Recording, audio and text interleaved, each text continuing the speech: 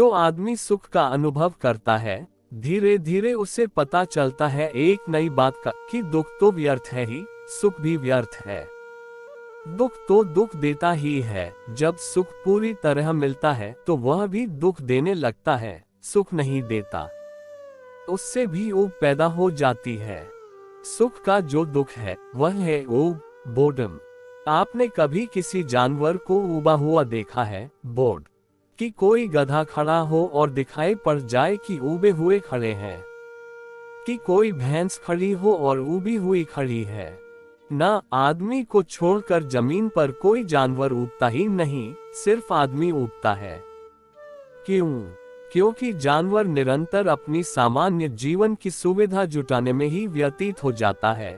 उसे कभी इतना सुख अर्जित नहीं हो पाता कि ऊब जाए। ऊब का संबंध सुख, बहुत सुख हो तो ही ऊब आती है। इसलिए गरीब आदमी भी ऊबा हुआ नहीं दिखाई पड़ता, अमीर आदमी ऊबा हुआ दिखाई पड़ता है।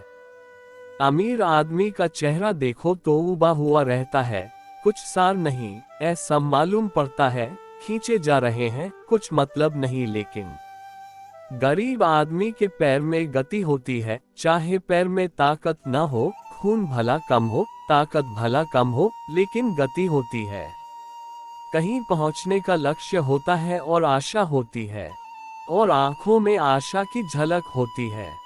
कल एक मकान बन जाएगा, परसों एक दुकान खुल जाएगी, बेटा पढ़ लेगा, बड़ा स्वर्ग मालूम होता है भविष्य में। जिनका बेटा पढ़कर घर आ गया है, वे जानते हैं कि बेटा घर जब पढ़कर आता है तो क्या मतलब होता है, कैसा दुख लाता है।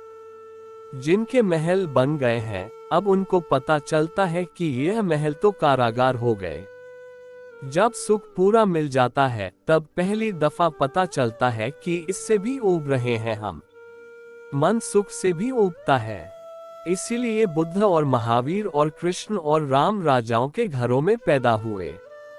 गरीब के घर में पैदा होकर कोई तीर्थंकर और अवतार नहीं हो पाता है। उसका कारण है क्योंकि वो भी नहीं पाता सुख से। जैनियों के 24 तीर्थंकर राजाओं के बेटे हैं, बुद्ध, राम, कृष्ण सब राजाओं के बेटे हैं। कारण है, राजा के घर में ही पता चलता है कि चीजें सब व्यर्थ हैं। हो तभी तो पता चलेगा, हो ही न तो पता कैसे चलेगा। इसलिए आज अमेरिका सबसे ज्यादा ऊबा हुआ है और भाग रहा है सारी दुनिया में अमेरिका का जवान लड़का और जवान लड़की कि कहीं ऊब से छुटकारा हो जाए, कहीं भी, चाहे गांजा हो, अफीम हो, मारिजुआना हो, कुछ भी हो, कोई तरकीब मिले कि यह जो ऊब है यह मिट जाए। सुख से जब ऊब पैदा होती है और प्राण जब इस आकांक्षा से भर जाते हैं कि अब हम सुख के ऊपर कैसे जाएं, तब धर्म का जन्म होता है। तो अच्छे कर्म के औचित्य दो हुए। एक, अच्छे कर्म का फल सुख है। इसलिए जो लोग बिना धार्मिक हुए भी सुख की आकांक्षा करते हैं, सभी करते हैं, नास्तिक हो, अधार्मिक हो, हिंदू हो, मुसलमान हो, कोई भी हो, जो लोग सुख की आकांक्षा करते हैं। अच्छे कर्म का औचित्य यह है कि अच्छे कर्म से सुख मिलता है, वह उसका परिणाम है।